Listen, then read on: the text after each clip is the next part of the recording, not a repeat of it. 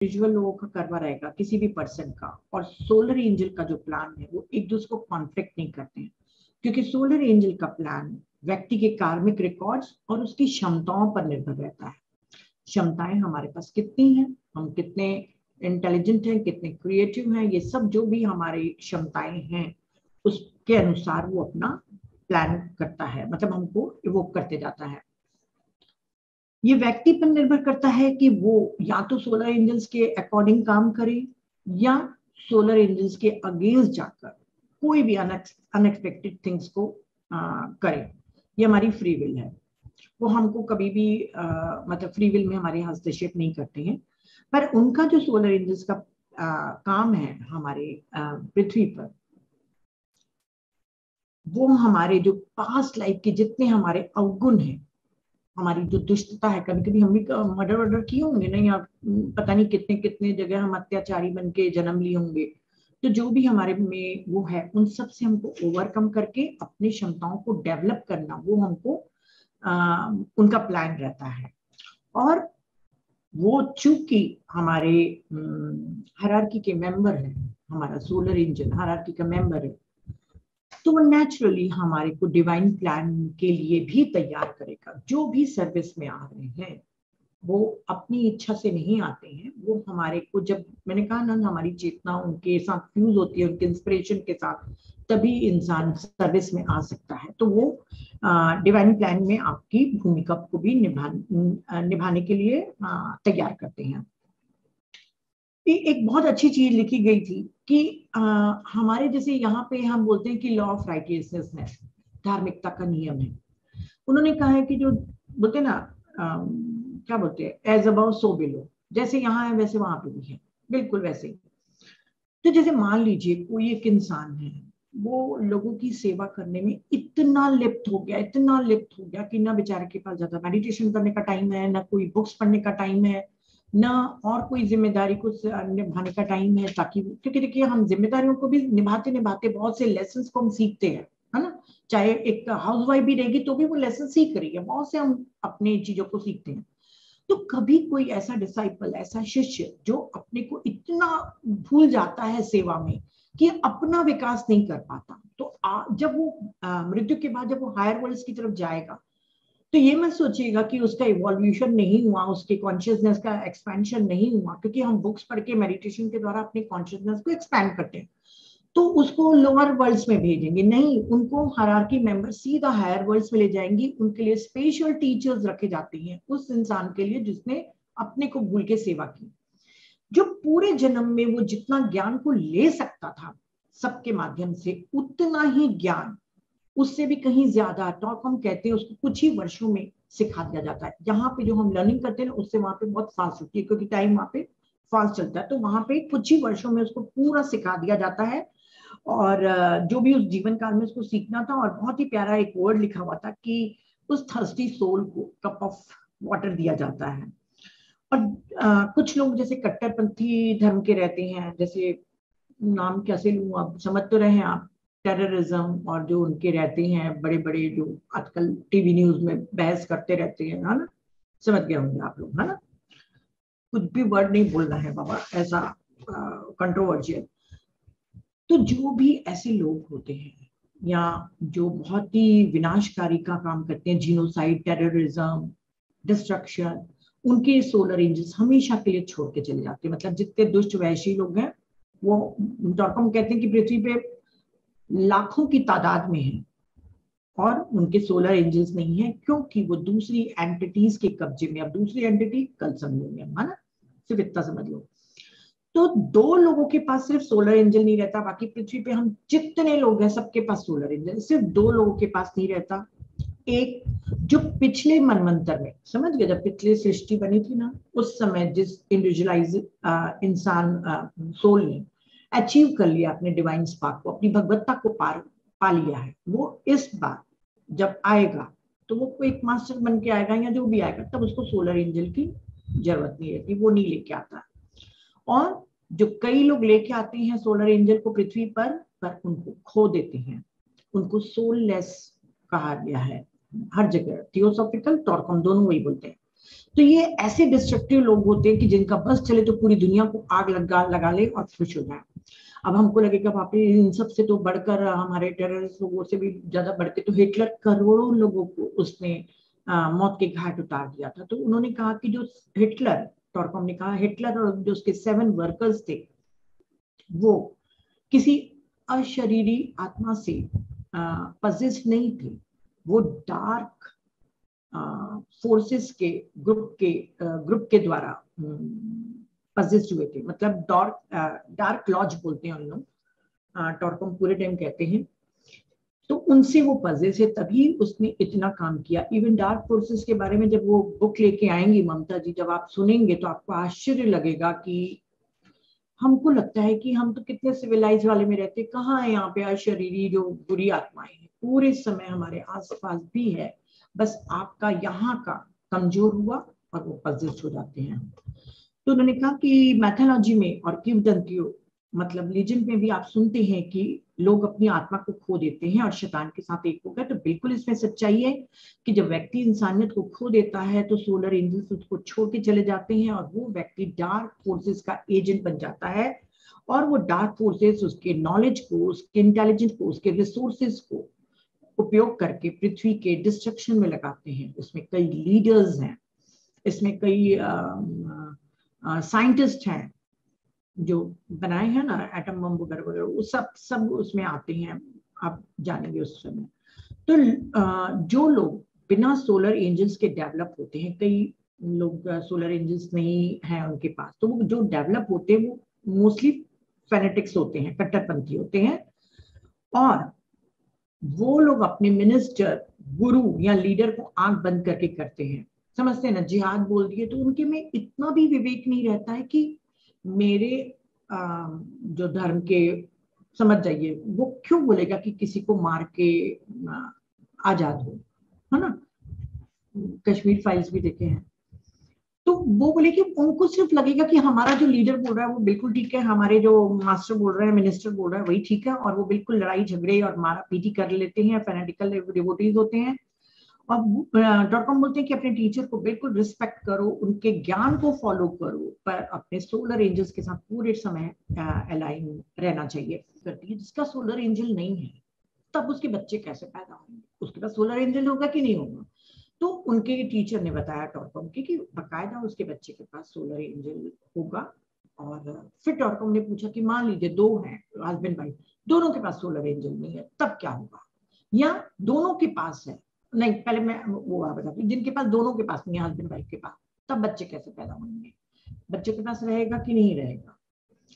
तो बोले जब दोनों हस्बैंड वाइफ दोनों बिना सोलर एंजल्स के हैं, तब उस समय वो बहुत ज्यादा चांसेस हैं कि वैसी ही आत्मा उनके घर में जन्म ले जिनकी कोई भी सोलर एंजल नहीं रहेगा। पर हो सकता है एक ऐसा बच्चा पैदा हो जाए जिसके पास सोलर एंजल रहेगा। अब अगर सोलर एंजल है तो हमारा विवेक, हमारा लव, हमारा विल पावर, हमारा इंटेलिजेंस होगा ही उसके पास। तो वो बच्चा क्या करेगा, अपने मदर फादर से को, मतलब अपनी इंटेलिजेंस, अपने प्यार, करुणा सबको दिखाएगा। और नेचुरली वो तो बहुत ही एरोगेंट और वो रहेंगे, तो कॉन्फ्लिक्ट होगा और वो बच्चा घर छोड़ के चला जाएगा हमेशा के लिए, उनके साथ नहीं रहेगा। अब हस्बैंड वाइफ दोनों के पास सोलर एंजल हैं, तो क्या ऐसा हो सकता है कि ऐसा बच्चा पैदा हो जाए जिसके पास नहीं हो सकता है पास्ट लाइफ के उसके इतने रिकॉर्ड्स बुरे हों कि उसके पास सोलर एंजल चला गया हो, क्योंकि सोलर एंजल हमारे कॉर्शियल बॉडी में, हमारे 40 में है। तो बोले हाँ, अगर दोनों मम्मी पापा के पास सोलर एंजल है और बच्चा ऐसा पैदा हो गया जिसके पास नहीं है, तब भी वो नहीं रह पाएगा, क्योंकि वो तो बताइए ना, बहुत वहशी और सही गलत का नहीं समझ पाएगा। सही गलत हम जो विवेक है हमारा वो उसी से आता है। तो बोले वो भी अपने पेरेंट्स को छोड़ के चला जाएगा। ये अच्छा था, इसलिए मैंने बताया। और जिनके पास नहीं रहते हैं सोलर एंजल्स, बोले वो हम लोग को नहीं समझ पाते। हम लोग का कैसे इनर डायलॉग चलता है हमारा और सोलर एंजल का, हमको ऐसे लगता है ना कि हमारी अंदर से आवाज आई, तो अंदर से आवाज नहीं, हमारी सोलर एंजल हमको बात करते हैं। तो बोले वो हमारे इनर डायलॉग को समझ ही नहीं पाता, उनकी साइकोलॉजी बिल्कुल डिफरेंट रहती है, उसको ऑर्फन साइकोलॉजी बोलते हैं। और हमारा जो इंटरवेंशन है सोलर एंजल का, मतलब हमारा जो हमारे कोई भी चीज का बीज बचाव या हमारे हस्तक्षेप जो हमारा सोलर एंजल का है वो बहुत ही सटल होता है, डायरेक्ट नहीं होता। कभी भी आप फील करते हैं गिल्टी किसी चीज के लिए या हैप्पी फील करते हैं तो वो उसी सोलर एंजल के इनर प्रेशर के कारण होता है। जैसे मैंने कहा ना विवेक, जैसे आपने सोलर एंजल्स के अकॉर्डिंग काम नहीं किया, जैसे हमने कोई गलत काम कर दिया तो हमको गिल्टी लगती है कि हम क्यों गलत काम करें, तो ये कौन हमको बताता है? वो बोले वो इनर प्रेशर है। और आप खुश होते हैं जब कोई आप अच्छा काम करते हैं, वो सोलर एंजल आपको बता रहा है, ये हमारा इनर कनेक्शन है। तो और ये जो हमारा इनर कनेक्शन है, रिएक्शन है, रिस्पॉन्स है, जो हम खुशी या गिल्टी जिस भी तरीके से फील करते हैं, वो व्यक्ति नहीं महसूस करता जिसके पास सोलर एंजल्स नहीं है। वो पूरे समय या तो कंप्लेन करेगा, उसको इनर प्रेशर का कोई भी अनुभव नहीं होता है। तो उनके जो हस्बैंड वाइफ रहेंगे ना, वो पूरे समय उनके कंप्लेन सुनेंगे, मतलब एक छोटी सी छोटी बात पे भी वो सिर्फ कंप्लेन कंप्लेन कंप्लेन करेंगे, और अपनी छोटी सी भी खुशी के लिए अपने स्पाउस को वो फोर्स करेंगे कि मेरी इस अचीवमेंट में खुश हो। वो बोलेगी बहुत छोटी सी चीज है, बहुत छोटा अचीवमेंट, वो बोलेंगे नहीं तुमको मेरी खुशी में, क्योंकि उनके पास कोई वो नहीं है, गाइड नहीं है, तो उनको लगता है कि मैं ही अपना सोलर एंजल हूँ, मतलब मैं ही अपना वो हूँ सब कुछ, जो भी समझिए। ईगो के कारण वो अपने स्पाउस को भी प्रेशर करेंगे कि वो उनके साथ खुशियां मनाएं। और अगर ऐसे व्यक्ति को अगर कोई सब्स्टिट्यूट नहीं मिलता है तो वो डीप डिप्रेशन में चले जाते हैं। तो जो भी हम मान लीजिए कोई एक एवरेज पर्सन है, फटाफट बताती हूँ, एक कोई एवरेज पर्सन है जिसके पास सोलर एंजल है नहीं है, वो बिल्कुल उसके एंजल भाग गए हैं, तो उनको ये पता नहीं चलता है कि उनको क्या करना है। तो उनको एक कांस्टेंट करेजमेंट चाहिए किसी न किसी से कि उसको क्या करना चाहिए क्या नहीं करना चाहिए। और यदि मान लो वो थोड़ी सी एडवांस सोल है पर सोलर एंजल नहीं है, वो एवरेज का बताइए कि उसको एक कांस्टेंट एनकरेजमेंट चाहिए, वो खुद कुछ काम नहीं करेगा क्योंकि उसको डायरेक्शन ही नहीं मिल रही है कि उसको क्या काम करना है। और यदि मान लीजिए वो सोल थोड़ी सी एडवांस है तो उसको टॉरकॉम कहते हैं कि कितनी भी प्रशंसा कर लो, उसकी कितनी भी निंदा कर लो, उसको कोई फर्क नहीं पड़ेगा, वो $10 मिलियन भी दान कर देगा बिना खुशी के, उसको वो फील ही नहीं होएगा जॉय ऑफ गिविंग।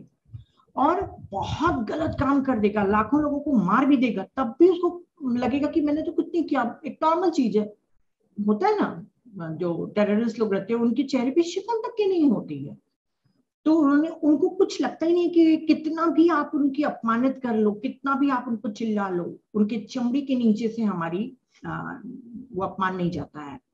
इसलिए नहीं कि वो बुरे हैं, बुरे तो वो हैं ही, पर इसलिए उनके चमड़ी के नीचे नहीं जाता है क्योंकि उनके पास सोलर एंजल नहीं है। और ये लोग जिनके पास सोलर एंजल्स नहीं होते वो बिल्कुल बच्चों के समान होते हैं, बहुत डिपेंडेंट होते हैं लोगों पर, और जो डिपेंडेंट होता है फ्रेंड वही रूल करता है, वही मैनिपुलेट करता है, वही एक्सप्लॉइट करता है। ये इमैच्योर कनिंग माइंड के होते हैं जो चीट करते हैं और मैनिपुलेट करते हैं।